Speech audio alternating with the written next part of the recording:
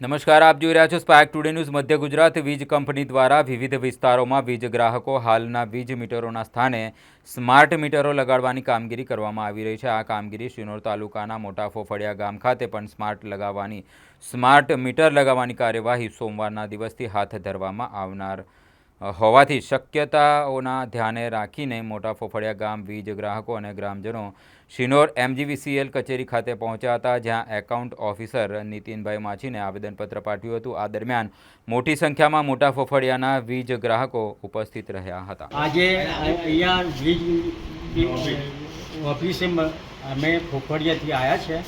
એમાં અમારા ગામમાં સ્માર્ટ મીટર બેસાડવાનું ચાલે છે, તે અમે માટે એનું આવેદનપત્ર આપવા આવ્યા છે. તો અમારા ગામમાં બેસે નહીં એ માટે અમે અહીં ભેગા થયા છે. તો આ કામને તમારું ન્યાય આપજો.